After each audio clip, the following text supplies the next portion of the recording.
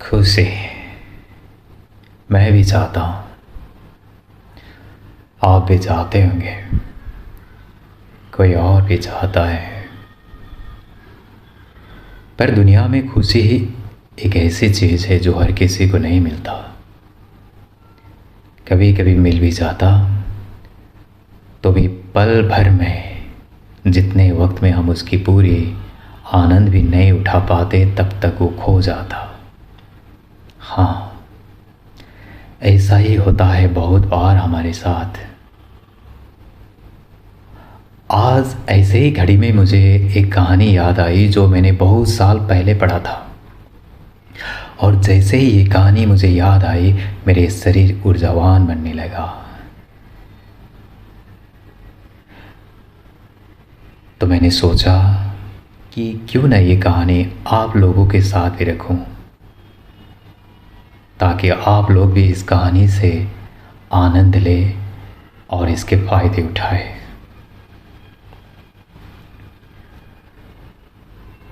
कहानी को आगे रखने से पहले मैं आप सभी लोगों को आभार प्रकट करना चाहता हूँ, जिसने मेरे इस छोटी सी चैनल को सब्सक्राइब करके बड़ा सा घर बनाने में मदद किया है। और बढ़ते हैं कहानी की तरफ। बहुत साल पहले एक गांव में एक धनाढ्य इंसान रहता था। उसके पास बहुत सारे धन और दौलत रहा करता था।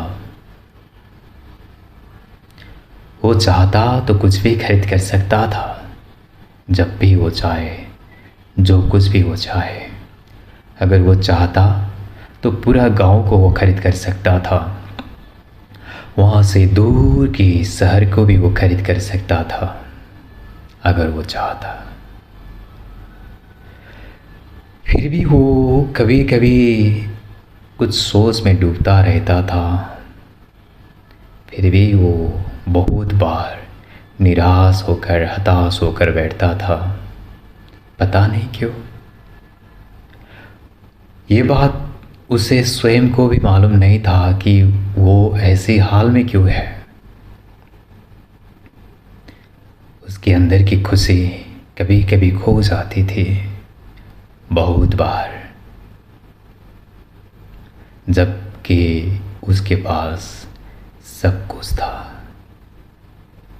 जो कुछ भी वो चाहता वो खरीद कर सकता था। फिर भी वो खुशी को अपना नहीं बना पा रहा था। हम में से सभी यही चाहते हैं कि जिस हाल में हम गुजरे हैं, जितनी बुरी दिन हमने देखे हैं, जो दुख कष्ट हमने झेले हैं, वो हम अपने बच्चे को नहीं देना चाहते हैं। हम ये नहीं चाहते हैं कि उसी हाल में, उसी दुख में हमारे बच्चे रहे। हम कोई भी ऐसा नहीं चाहते। ठीक वैसा ही वो धनाढ्य आदमी भी सोच रहा था कि मेरे पास सब कुछ तो है, धन दौलत, ऐशो आराम, ये सब मेरे बाद मेरे बेटे को तो मिल ही जाएगा। पर क्या करे जिससे खुशी नहीं मिलेगी। मुझे तो खुशी नहीं मिली, नहीं मिल रहा है। ये सब होने के बाद मेरे बेटे को भी खुशी नहीं मिली तो वो इस बात को बहुत सोचने लगा और दूर दूर तक ढूंढने लगा कि खुशी कैसे मिलेगी।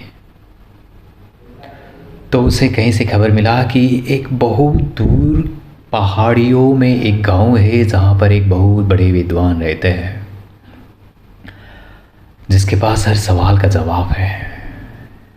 उसने फैसला किया कि अपने बेटे को उन विद्वान आदमी के पास भेजेगा और वो वहाँ से अपने लिए खुशी ढूंढ कर लाएगा। खुशी कैसे मिलेगी ये सीख कर आएगा, अनुभव लेके आएगा और खुशी लेके आएगा।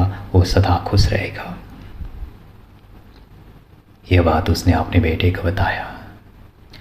आज्ञाकारी पुत्र था, वो जाने के लिए राजी भी हो गया और ऊपर से खुश भी हो रहा था, क्योंकि उसको दीर्घकालीन खुशी के रास्ते पर जाने का अवसर मिल रहा था। उसको लग रहा था कि उस विद्वान आदमी से मिलने के बाद मुझे सदा सर्वदा के लिए खुशी मिलेगी।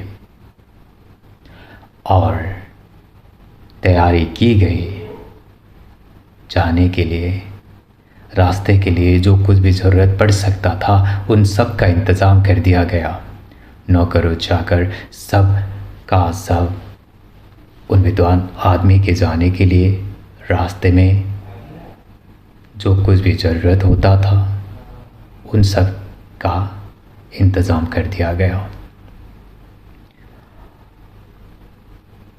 और वो धनी आदमी के बेटे चल पड़ा। 40 दिन, हाँ 40 दिन की यात्रा के बाद वो बच्चा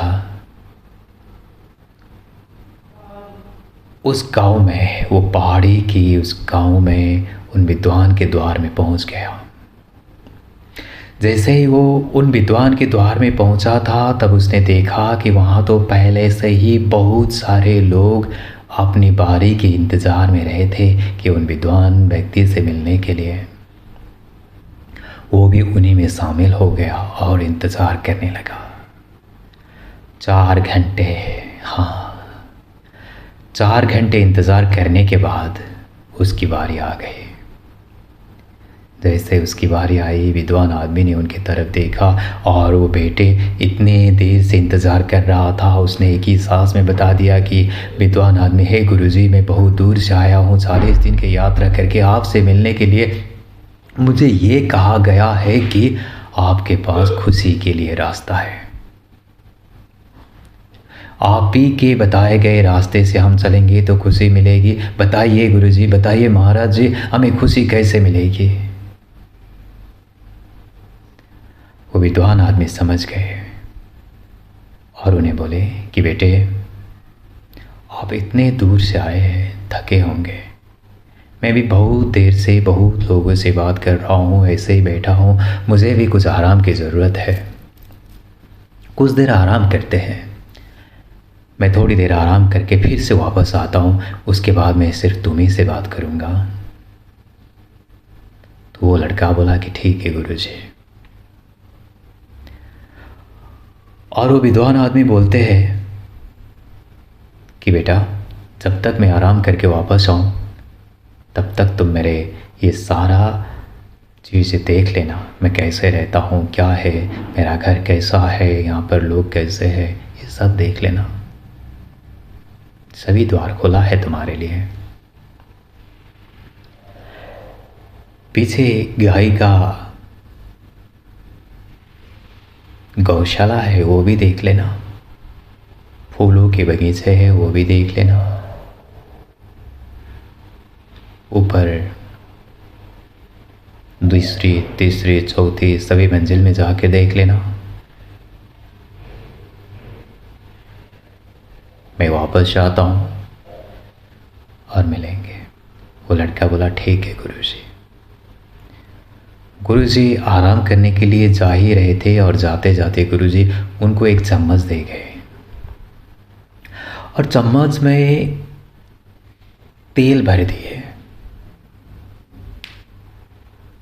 और बोले, बेटे, जो आप इधर उधर घूमते हैं देखेंगे ना, तो साथ में ये चम्मच भी लेना जिसमें तेल भरा हुआ है। पर याद रहे कि ये तेल गिरना नहीं चाहिए। तो लड़का बोला ठीक है गुरुजी। और गुरुजी गए आराम करने के लिए। कुछ घंटे के बाद वो वापस आए। लड़का भी चारों तरफ घूम के वापस आया था।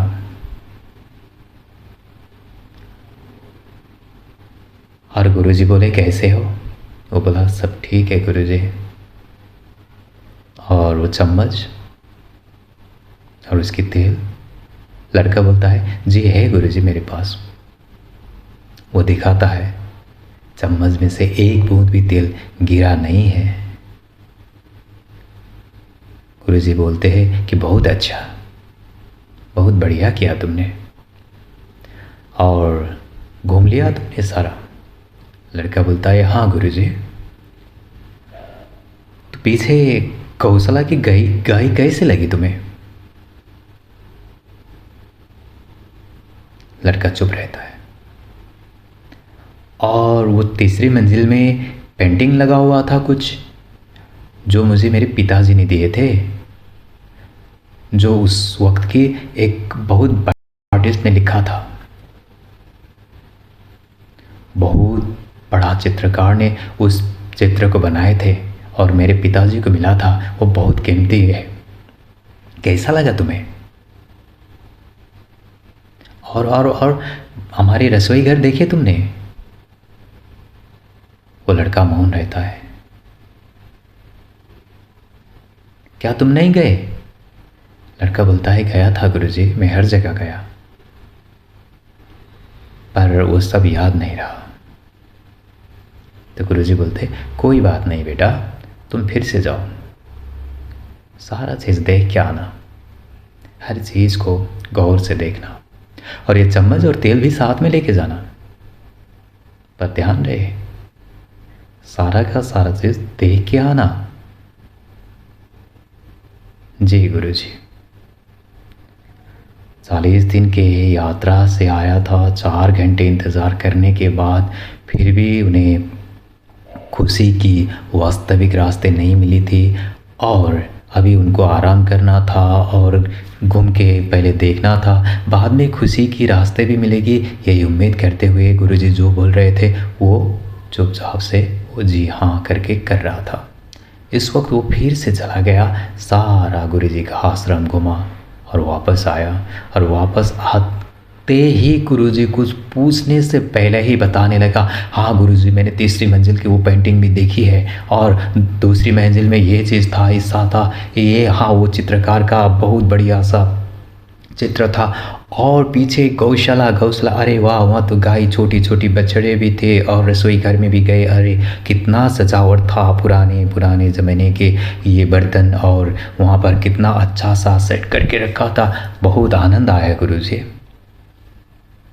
गुरुजी खुश हुए, अरे वाह, तुमने तो सब कुछ देख लिया। और वो तेल लाए चम्मच में जो था, तो लड़का देखता है चम्मच तो है पर तेल तो है ही नहीं। क्या हुआ? इससे पहले भी तो वही जगह गए थे, उस वक्त तो नहीं गिरे थे। हाँ गुरुजी। तो बेटा, पहले तुम्हारे ध्यान पूरा चम्मच में था, जब तुम्हारी ध्यान चम्मच में रह गई तो तुमने आजू बाजू में जो कुछ भी था कुछ भी नहीं देखे। वो बगीचे के ना ही फूल देखे, ना ही भंवरे, ना ही रसोई के वो बर्तन, वो सजावट, ना ही वो चित्रकार के चित्रकारी, क्योंकि तुम्हारा पूरा ध्यान चम्मच के तेल पर था। अभी जैसे ही तुमने उस चम्मच की तेल से अपने ध्यान हटाकर चारों तरफ खींच लिया ना, सारा का सारा चीज तुम्हें दिखाई दिया। कितना अच्छा लगा। जब तुम्हारी ध्यान चम्मच में थी तेल लेके तो तुम आए, पर तुम कितने थकीत लगते थे। था तो 4 बूंद तेल ही चम्मच में, पर आप 400 किलोग्राम की भारी उठा के आए हैं ऐसा लग रहे थे।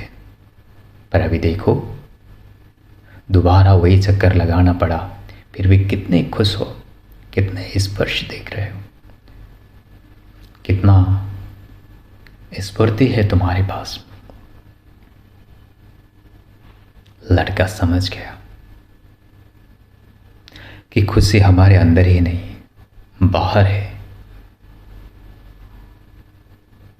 खुशी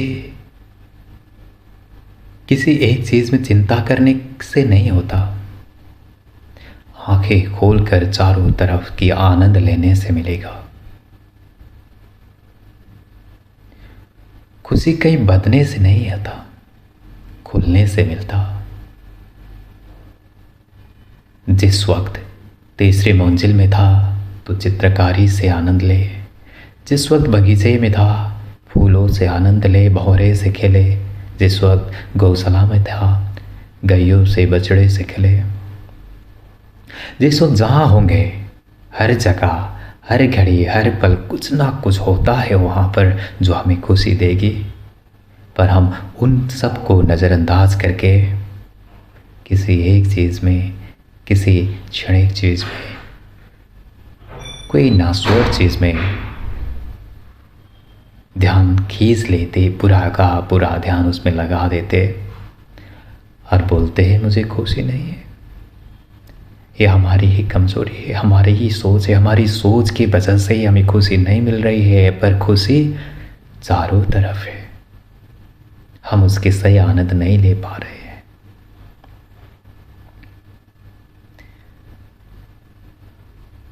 बहुत